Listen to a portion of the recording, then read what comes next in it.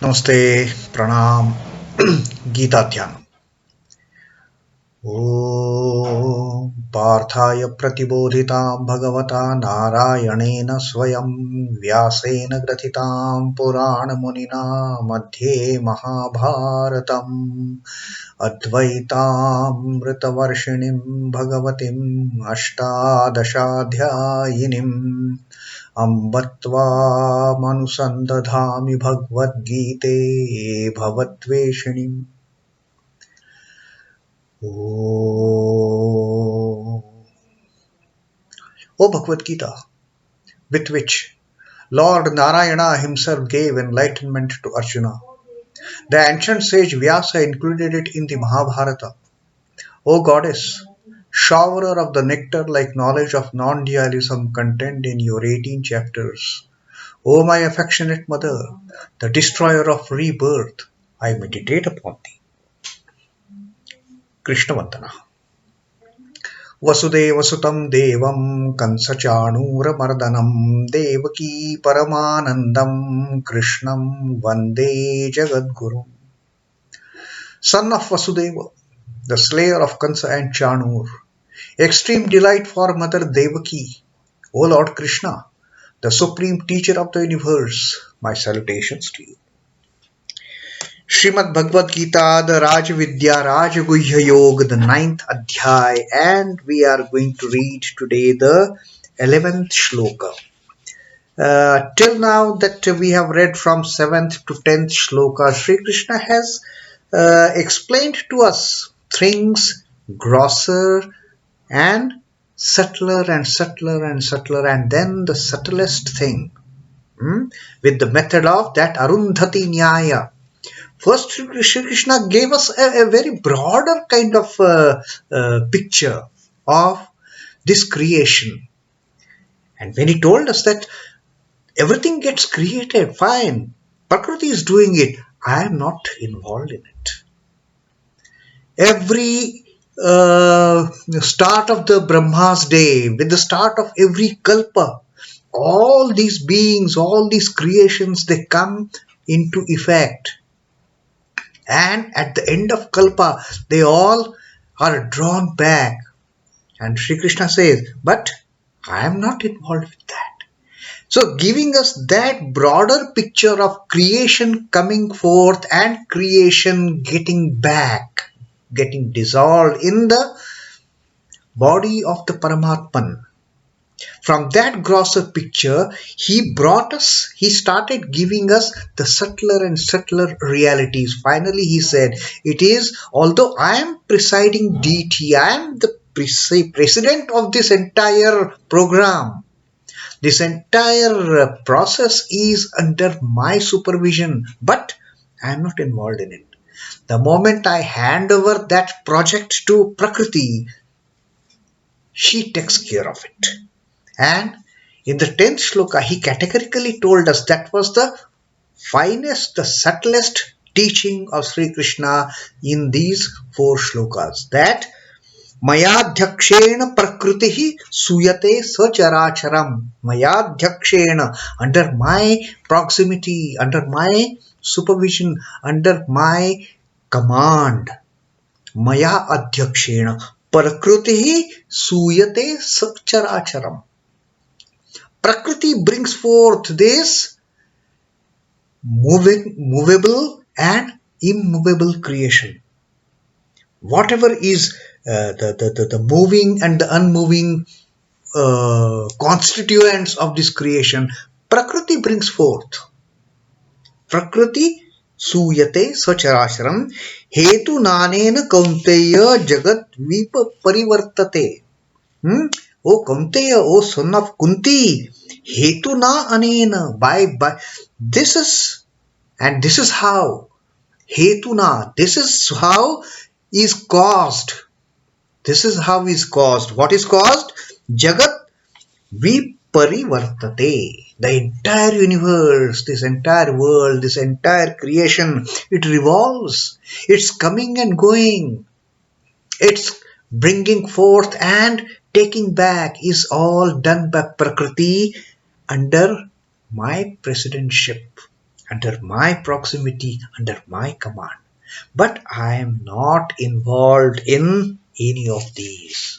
That is the greatness of the Lord. Now, unfortunately, what happens? We don't normally understand this greatness of the Lord, and Lord also has got that some kind of a complaint.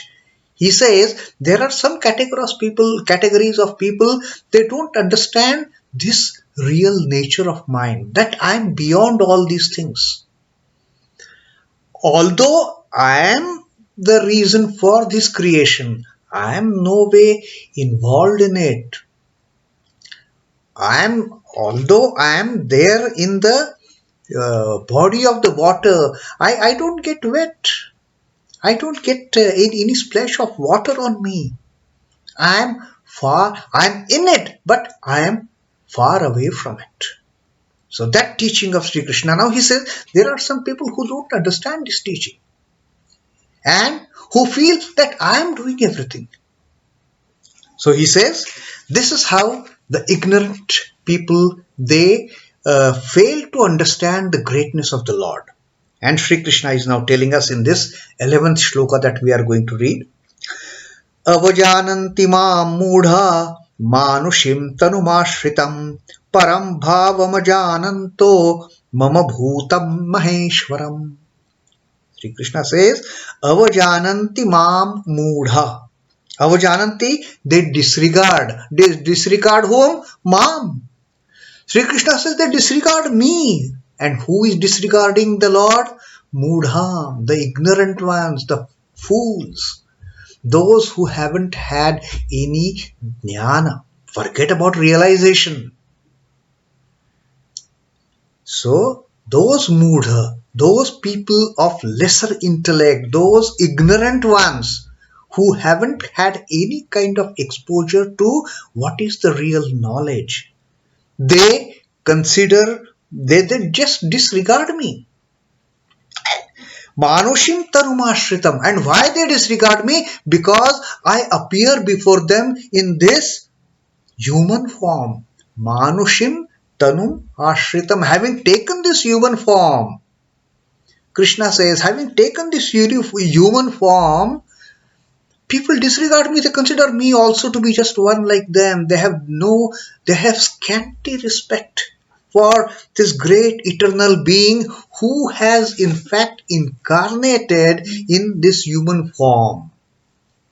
They also consider this human form to be just another Tom, Dick and Harry kind of being. It has come into effect. Paraṁ bhāvam ajānanto mama bhūta-maheśhvaram. Param bhavam ajānantah. Param bhavam, the supreme being, the supreme nature, the supreme state, ajānantah. They don't know. They don't know this supreme state of mind. Mama bhūta-maheśhvara, that I am the Maheshvara. I am the great Lord of whom? Bhutam. All these beings, all this creation, they don't realize me to be a great Lord of this universe. They don't accept me to be the great Lord of the universe, and just seeing me in this human form, these ignorant ones, they disregard me. They don't respect me. They don't know who in reality I am. They just think I am also another person like them, with this body, with these 2 eyes, 2 ears, a nose, a mouth, hands, feet and everything, and they consider me to be an ordinary mortal being. So that is what Krishna's complaint about such kind of ignorant people. Fools disregard me as one clad in human form, not knowing my higher nature as the great Lord of the universe, the great Lord of this creation. So, the Lord who is not bound by karma is not bound by the human form also. So, yes, he has taken this form, but he has taken this form for the benefit of the humanity. The Lord has descended on this earth, forgetting his own akshara nature, forgetting his own nirguna nature. He has taken this form. He has taken this. He has become sakar from nirakar. But the ignorant ones, they seeing that sakar, they don't realize this nirakar itself has become sakar. They consider this sakar to be like one among them. Now, just like Akasha is not limited by forms taken by other Mahabhutas. The earth is there, fire is there, water is there, and even if sound also, if it takes form and fills the Akash, is Akasha going to be ever filled completely? Akasha can never get filled completely by these limited Mahabhutas of earth, water and fire. Akash is vast. So even if the Lord takes this form of a human being, or any other animal for that matter, any other being, is his greatness going to be limited by taking up that form? That can never happen. Akasha will always remain Akasha. There will always be some space which remains unoccupied by these three Mahabhutas which have form. While containing all of them in itself, the Akasha expands undivided into infinity. Akasha doesn't have any limit. It is limitless. Just like the Ishvara, the Maheshvara. The same is the case with Chit Akasha as well. The Akasha that we have inside each one of us in that space. It is eternally pure, wakeful and free. The celestial ether, the celestial space, that is also equally pure, wakeful and free. Nothing can limit it. Nothing can, no one can say now the Akasha, the Chidakasha for that matter, the celestial space, the eternal space, it has filled with everything. No. It can accommodate anything. That is its limitlessness. That is its vastness. And same is the thing with the great Lord, with the Maheshvara. Though this Paramatma is the common background to the entire creation, he assumes occasionally a perfect human form and seems to be enshrined in it solely with the object of teaching humanity that it is possible for them not to be bound by the body while residing in it. So the Lord is trying to teach us that you also are the same principles. Don't consider yourself to be limited by this body that you have taken. The bodies come and go. But the one which is dwelling inside, the one which takes these forms birth after birth, that one is none other than just a fraction of that great Paramatman. That Jivatman is just a fraction of that Paramatman. It is matter of realization, just the realization that I am the part of that Paramatman, and the Jivatman is totally freed from this cycle of birth and death. There is no more birth, there is no more death. So that is the greatness, and the Lord takes the human form just to teach us. You are also part of this great play. You need not consider yourself to be tiny human beings, dying today, taking birth tomorrow, and again dying day after tomorrow. Then to take birth the next moment. No. You have just taken birth, you have just taken form, just like an incarnation takes form. And this principle of divinity, which is, flaring like a fire inside each one of us, this divinity is the real principle. Not knowing this divine play of the Lord, the human beings, the ignorant ones, they treat the incarnation also as an earthbound one and slight him. They disrespect the Lord. They disrespect the Lord residing in each and every human being for that matter. If I hate somebody, if I disrespect some human being, if I'm jealous of somebody, all these negative attributes of tendencies that I have for other human beings, in a way, I am showing these negative attributes towards the Lord, which is residing, which is dwelling inside the bodies of those human beings whom I disrespect. So, the Lord wants to bring this to our notice, that by telling this, that people disrespect me. People disrespect me seeing my human form. Similarly, people disrespect me in all the human forms that they disrespect. After all, the Lord is filled in each and every, the Lord is dwelling in each and every one of us. So, there is no room for disrespect, there is no room for grudge, there is no room for hatred for any of the being. There is no room for avajānanti. If we are doing this process of avajānanti, if we are doing this process of paying a disrespect, then in the Lord's terminology, we are nothing but mūḍhā.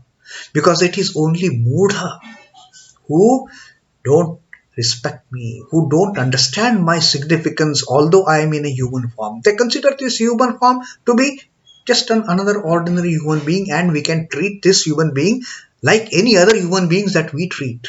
But the crux of the matter is, all the human beings, whichever form we see around, all the beings is potentially filled with that indwelling spirit, that indwelling Maheshwara, the bhūta-maheśhvaram. Now on this particular shloka, Sri Ramakrishna's teaching, which goes in line with this, Sri Ramakrishna teaches the same thing with an example. Sri Ramakrishna says, the elephant has visible tusks and the invisible set of teeth. Now, and what happens normally, whenever we look at the elephant with those huge white tusks, the hathi daat, we consider that to be the real teeth, and we feel, oh, this the elephant must be eating with these. But no, the set of teeth for elephant for eating, they are hidden inside. They are not the tusks, are not the teeth actually. So Sri Ramakrishna says, similarly, the incarnations like Sri Krishna have the human and the divine combined in them. The human form is just the tusk of an elephant, but the divine form inside, the divinity inside, is like those hidden teeth of elephant, which we can't see. So in the incarnation, Sri Ramakrishna says that they have this human form for tusks, and there is divinity combined inside. While appearing as the human, they are transcendental divine, unaffected by karma and things mundane. Only these incarnations can remain unaffected by karma. Although we say that we also, there is a divinity in us, but do we behave that way? That is the big question mark. Do we behave like the incarnations? No. Are we above me and mine? No. Have we given up that egotism? No. Have we given up those desires and wishes? No. And till the time these remain attached with us, there is the difference between the divine within us and we as humans. We are creating that barrier. Under the veil of Maya, under the veil of delusion, we are not allowing our divine nature to come out. We are not able to realize the divinity which is lying within us, which has been hidden, which has been veiled by all these complexes that we have created for ourselves, and we are happy in that. I am so and so. I have got such a wonderful family. I've got a big house. I have got so much of property. And we are getting deluded in this maya of the world, forgetting the divine nature. And that is what the incarnations and the ordinary human beings, they differ. Although the ordinary human beings like us also have that divinity within us. And this is Sri Krishna's biggest complaint, that people fail to understand, people fail to realize, people fail to take a notice of that divinity within. People just go by the human form, and there is a total disrespect to the divinity within. So that was a beautiful 11th shloka that Sri Krishna again gave us some very subtle kind of knowledge to know where we are going wrong. And he clearly says that people of this sort, people of this nature, who disrespect the divinity in the human beings, in the human forms, in any being form, they are mūḍhā, and they don't know that in reality it is the Maheshwara, bhūta-maheśhvara, which is dwelling inside. So that is what Sri Krishna has taught us in this 11th shloka of the Rajavidya Rajaguhya Yoga, the 9th adhyaya of Srimad Bhagavad Gita. Om Namo Bhagavate Vasudevaya. Sri Krishna Arpanamastu. Jai Sri Ramakrishna. Jai Thakur. Jai Ma. Jai Swami.